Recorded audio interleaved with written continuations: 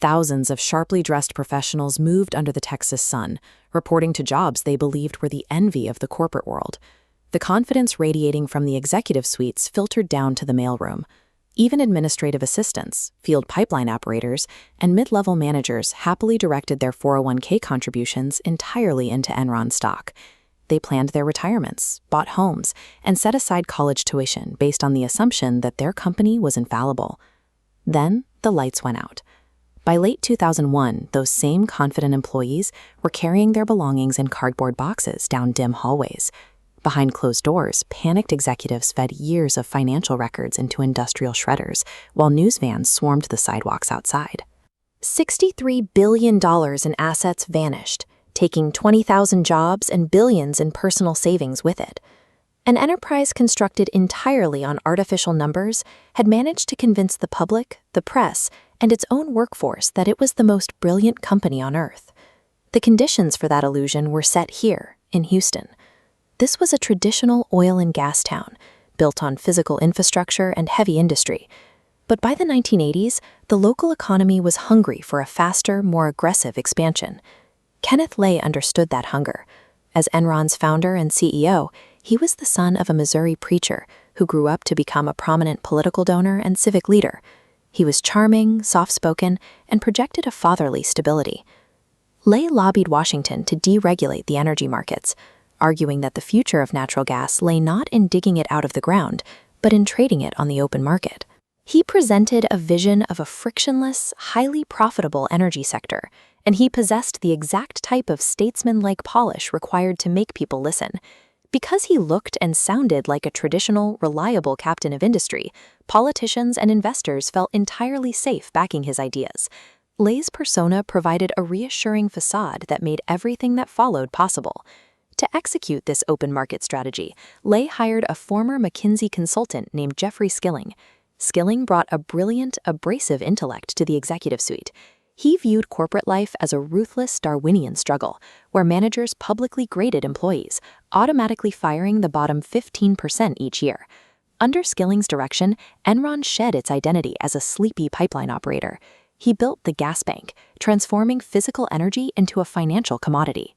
The company pivoted to a digital trading floor, where electricity, weather forecasts, and broadband space were bought and sold like stocks. The resulting atmosphere was highly kinetic. Young graduates, earning massive bonuses, worked manic hours executing rapid-fire trades. The floor buzzed with the adrenaline of generating billions in quarterly volume. Holding an Enron badge carried immense social weight in Houston. The company offered lavish pensions, opulent offices, and the constant reinforcement that its workforce consisted strictly of the smartest people in the room. If Kenneth Lay made the public feel safe, Jeffrey Skilling made his employees feel invincible. Within the building, anyone who struggled to understand the company's increasingly complex deals was simply dismissed as lacking the intellect to grasp the future. That absolute certainty soon radiated outward. Executives routinely reported astronomical, unbroken earnings growth. Wall Street analysts, relying on management's confident assurances rather than independently verifying the math, happily accepted Enron's aggressive accounting practices. The financial press echoed this enthusiasm. Business publications celebrated the transition from pipelines to digital trading, with Fortune magazine naming Enron America's most innovative company for 6 consecutive years. Looking at these daily ticker updates, the market's reaction is clear. Enron's stock valuations surged to $90 a share, defying conventional price-to-earnings logic. Institutional investors and advisors pushed the stock relentlessly, trading these impossible returns as the new baseline for a modern economy.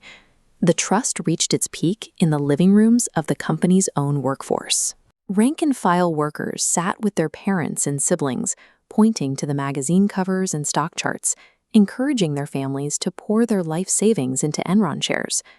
The continuous praise from elite financial institutions and the media created a psychological shield. With every major analyst issuing a buy rating, asking hard questions felt like betting against progress itself. But behind the confident press releases, the actual financial statements were nearly impossible to decipher. The company was booking theoretical future profits as current cash, and hiding massive losses inside hundreds of off-the-book shell companies. In August 2001, Vice President Sharon Watkins reviewed the ledgers. She drafted a warning directly to Kenneth Lay, stating clearly that the company was facing an imminent wave of accounting scandals. Outside the building, Fortune reporter Bethany McLean began reviewing the public filings. She published an article noting the erratic cash flow and mounting debt, asking one basic question that the rest of Wall Street had ignored. Exactly how does Enron make its money? When pressed for details by analysts on conference calls, Skilling grew hostile, famously calling one skeptic an asshole. The public narrative of record profits was now completely disconnected from the defensive, frantic maneuvering happening in executive meetings. These isolated points of friction were the early indicators that the entire corporate structure was hollow. The brilliant innovations, the soaring stock price, and the pristine reputation were merely components of an elaborate mechanism designed to conceal billions in toxic debt. By the late summer of 2001, the momentum of the hype was too massive to reverse. Despite the internal warnings and the sudden, unexplained resignation of Jeff Skilling, the company continued to broadcast its strength to the public. Lay assured the workforce that the company was solid and the stock was a bargain. Trusting his word, employees held on to their shares, and in many cases bought more, even as executives quietly sold off millions of dollars of their own personal holdings. When an illusion is perfectly constructed and universally praised, it strips away the ability to see the danger. The absolute belief in Enron's greatness meant that the truth was rendered unimaginable, leaving thousands of people completely defenseless when the floor finally gave way. Standing tall against the Houston skyline, Enron projected the image of an untouchable titan of American industry. Every morning, thousands of employees walked through its doors. They carried an unquestioning faith in their employer's permanence, their daily routines anchored by the belief that they were part of a corporate powerhouse. Down on the trading floors, that belief fueled relentless energy. Workers operated at a breakneck pace, buying, selling, and strategizing, assuming their effort drove a permanent success story. Deep within the company's financial mechanics, that success was engineered. Enron relied on mark-to-market accounting, a practice that allowed them to estimate the future profits of a deal and record them as actual, immediate cash on hand the moment a contract was signed. The rhythm of a secure, well-paying job creates a comforting daily reality. For the thousands of people executing their tasks perfectly, it was impossible to see the ground beneath them was built entirely on a mathematical illusion. Behind closed doors, that illusion required constant maintenance. Executive suites hosted frantic meetings as the gap between the cash Enron actually had and the massive profits it claimed to make became impossible to bridge. CEO Kenneth Lay managed the crisis by projecting absolute stability. To the press and the public, he offered the calm, unwavering confidence of an industry pioneer, even as he privately navigated the impending disaster. A severe information gap opened. Top executives quietly, urgently sold off millions of dollars of their own Enron shares, while drafting internal memos reassuring their workforce the stock was undervalued and safe to hold. When corporate leadership chooses to project false reassurance to mask a structural failure, they turn their loyal workforce into a buffer. The employees holding their shares effectively become human shields for insiders quietly exiting the building. The opacity of Enron's financial statements began attracting external pressure. Financial journalists and independent analysts started pointing out that the company's public filings contained massive debts and unanswerable questions. Inside the company, Vice President Sharon Watkins looked at the ledgers and realized the full extent of the problem. She identified a web of off-the-books partnerships, hiding massive systemic accounting irregularities. Taking a severe professional risk, Watkins drafted a stark warning. She officially notified Kenneth Lay that Enron was on a trajectory to implode in a wave of accounting scandals. A corporate failure of this magnitude requires active participation. The truth is presented, the warnings are delivered, and those in authority make a deliberate choice to bury the evidence to protect their own positions.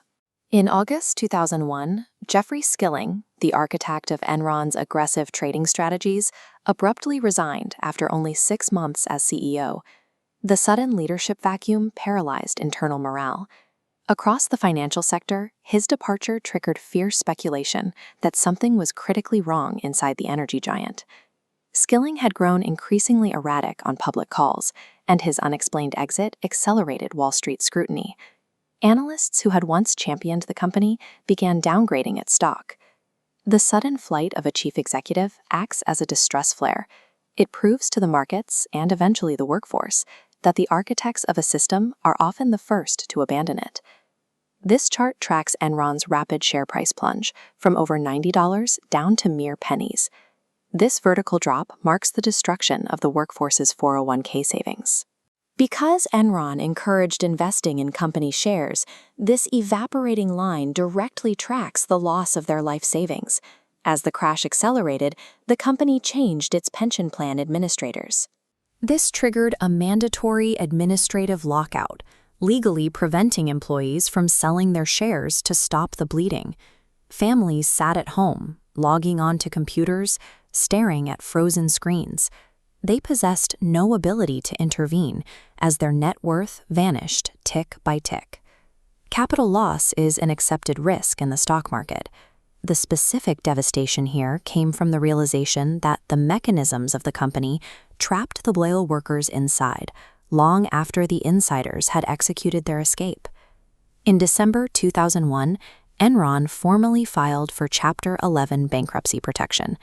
In an instant, the company lauded as America's most innovative corporation became the largest corporate failure in history. Thousands of stunned employees were informed of their termination and given just 30 minutes to pack their personal belongings and vacate the premises. The bustling trading floors and crowded lobbies emptied immediately. The monolithic glass tower transitioned from a center of global energy trading to an abandoned shell. A bankruptcy is finalized quietly in court filings and balance sheets. On the ground, it manifests as the chaotic, immediate displacement of thousands of lives. Following the evacuation, federal investigators moved into the empty offices. They began the massive logistical task of boxing up documents and attempting to map the vast network of shell companies and hidden debts. The ensuing investigation created an intense media frenzy. The executives who had engineered the private deception now found themselves at the center of a relentless public spectacle. The battleground shifted from corporate boardrooms to the stark reality of the federal justice system. Jeffrey Skilling was compelled to face congressional inquiries and a federal jury. Visibly diminished from his peak as a corporate visionary, he was forced to answer for the accounting mechanisms he helped implement. Ultimately, top executives faced serious criminal convictions. The verdicts officially dismantled their personal legacies and applied a strict legal penalty to the deception. The legal reckoning delivered a measure of justice for the mechanics of the crime. Yet indictments and prison sentences cannot unring the bell of a shattered institutional reality. The fallout for the workforce was permanent. Years of steady labor resulted in deferred dreams, erased college funds for their children, and completely ruined retirements. Class action lawsuits were filed and settlements were eventually reached, but these financial resolutions returned only pennies on the dollar compared to the massive volume of life savings that had been destroyed. The victims carried deep emotional scars. They realized that spending a lifetime playing by the rules, saving diligently, and trusting their employer provided absolutely no protection. Partial financial restitution addresses the bank account. It does nothing to repair the profound psychological trauma of being betrayed by the experts you were explicitly told to trust. The empty, silent remains of the Enron offices stand in total contrast to the optimistic energy that once filled them. Modern daily life requires us to place blind trust in complex systems. We rely on financial advisors, regulatory bodies, and corporate authority to tell us the truth about the structures holding up our livelihoods. The collapse of Enron damaged that relationship for the American public. It replaced a cultural default of trust with a strict baseline of skepticism. Engineering a systemic deception at this scale is a direct assault on the social contract.